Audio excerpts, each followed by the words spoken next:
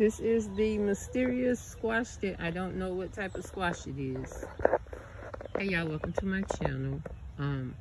This particular squash vine, I found it growing out there along that drainage ditch. There are two of them, so I pulled them and I replanted them in my yard.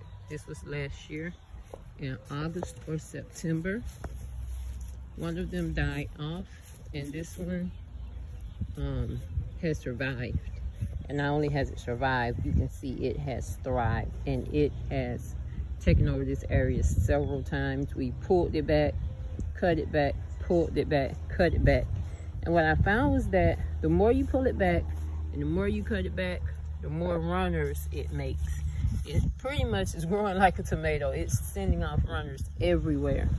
As you can see, it has blossoms on them, and when they close or right before they close, especially on days when we don't have female squash that need to be pollinated, we pull those blossoms. This is a female squash blossom that I just pollinated. You can see that it has 4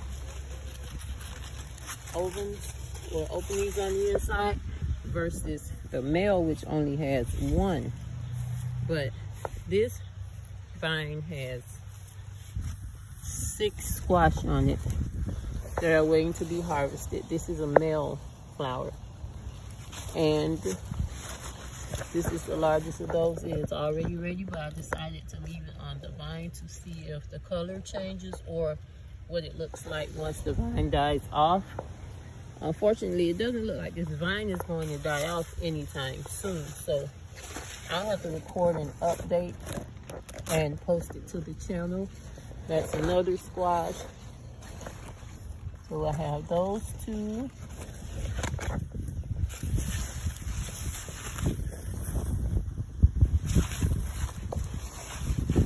That's the 3rd squash. There's the 4th one. Beneath my hand.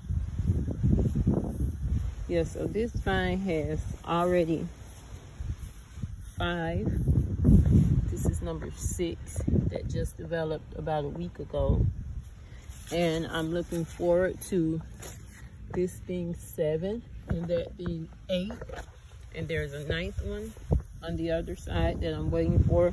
So as soon as it finishes making fruit and it begins to die off, I'll give an update on the fruit. But I have already harvested 2 of those fruit, and I must say that the one that I did open was good. It doesn't have a really strong flavor. It reminds me a lot of kombucha, kabocha squash. It's not very strongly flavored. It's more starchy like a potato, but it's not really dry. So it has pretty much the texture of a sweet potato almost. But it's a good squash. And I'm going to make sure I save seeds because I'll definitely be growing this next year. Haven't had a lot of luck with squash on this property or melons or anything that vines, with the exception of passion fruit and Malabar spinach. But yeah, this is the gift squash. I called it because it was a gift from that ditch.